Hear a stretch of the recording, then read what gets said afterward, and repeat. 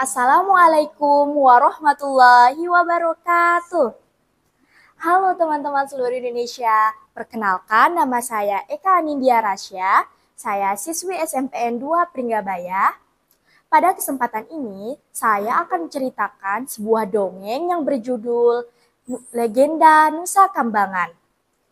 Cerita ini berasal dari Jawa Timur yang menceritakan asal-usul sebuah pulau yaitu Nusa Kambangan.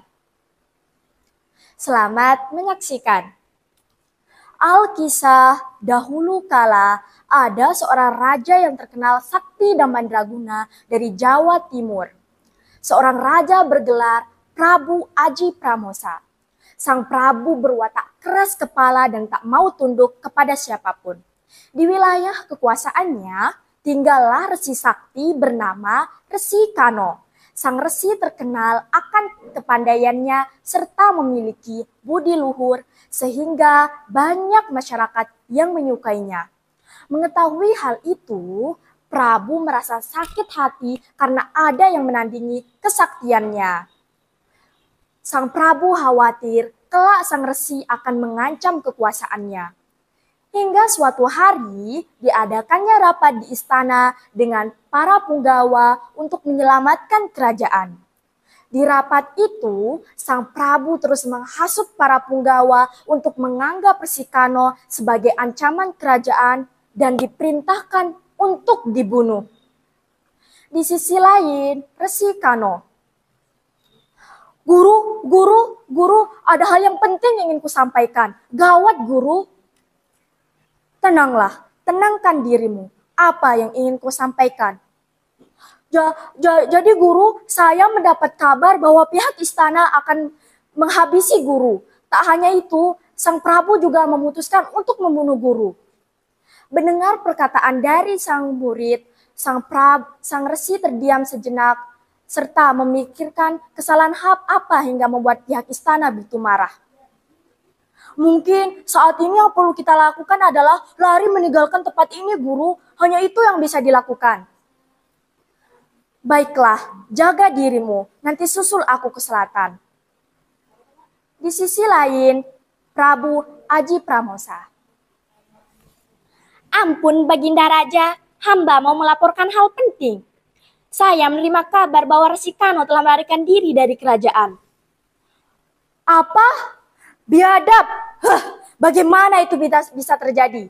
Aku tidak peduli. Sekarang kejar Resi Keparat itu. Tangkap dia. Dia bersalah karena meninggalkan kerajaan tanpa seizinku.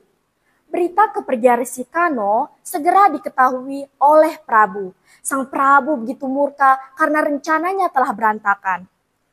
Akhirnya, berangkatlah rombongan Prabu menuju tempat Resi Kano berada. Akan tetapi, sang resi telah pergi terlebih dahulu.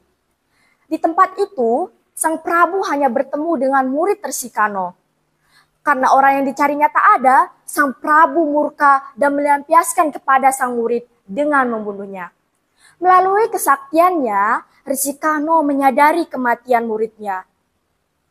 Sang resi meninggalkan Kediri dengan perasaan sedih, benci dan dendam kepada Prabu atas keserakahan dan kezalimannya. Resi Kano menuju pantai selatan Pulau Jawa, melewati semak belukar, naik turun gunung tanpa mengenal lelah. Akhirnya Resi Kano sampai di dekat Cilacap. Sang resi menemukan tempat yang tepat untuk bertapa, memohon keadilan Tuhan atas nasib yang dialaminya. Di satu pihak, rombongan Prabu beberapa kali tersesat. Akan tetapi, berkat kegigihan dan sumpah Prabu, dia menemukan tempat pertapaan dari sang resi. Sang Prabu mengamati dari kejauhan dengan para pengawalnya. Lihatlah, di sana resi itu bertapa. Kepung dia, jangan sampai kabur lagi. Aku akan menghabisinya dari belakang. Sang punggawa menganggukkan kepala, tanda mengerti. Resi Kano tengah bertapa di atas batu gilang. Sang Prabu yang akan menghabisinya dari belakang. Namun, sebelum jubahnya tersentuh, seketika raga dari sang resi lenyap. Tak jauh dari itu, tiba-tiba muncul naga raksasa. Kedahsyatan naga itu mengakibatkan ombak laut semakin besar laksana badai.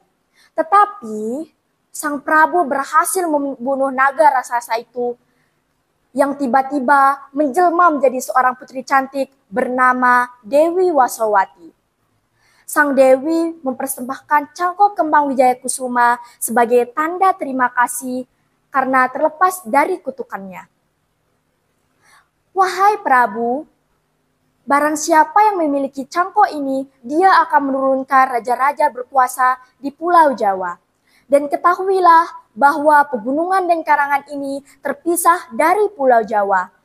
Pulau ini akan kuberi nama Nusa Kambangan. Suatu hari pulau ini akan dikenal dengan nama itu. Mendengar ucapan sang Dewi, sang Prabu merasa senang dan puas membayangkan kelak ia dan keturunannya akan menjadi seorang penguasa di Pulau Jawa selamanya. Dengan aji mantranya, sang Prabu mengerahkan segala kemampuan dan kekuatannya untuk mengarungi samudra demi bertemu dengan sang Dewi. Sesampainya di tempat Dewi, sang Prabu pun menghadap kepada Dewi Wasowati. Terima kasih Dewi, baiklah pulau itu akan kami kenal dengan nama itu. Setelah cangkok kembang Wijaya Kusuma diserahkan kepada Prabu, seketika Dewi Wasowati pun lenyap. Sang Prabu pun bergegas meninggalkan Nusa Kambangan dengan membawa cangkok kembang Wijaya Kusuma. Namun, sial bagi sang Prabu, tanpa sepengetahuannya, cangkok kembang Wijaya Kusuma terjatuh dan tertelan ombak. Sang Prabu merasa menyesal karena teringat impiannya telah pupus. Namun, apa hendak dikata, nasi telah menjadi bubur. Akhirnya, dengan tangan hampa, sang Prabu pulang menuju Kediri. Nah, itu dia cerita asal-usul Nusa Kambangan. Pesan moral yang kita dapat ambil dari cerita ini adalah kita tidak boleh bersikap sombong dan serakah walaupun kita memiliki kekuasaan. Dan tetaplah bersikap rendah hati walaupun kita memiliki kedudukan yang lebih tinggi. Sekian dari saya. Wassalamualaikum warahmatullahi wabarakatuh.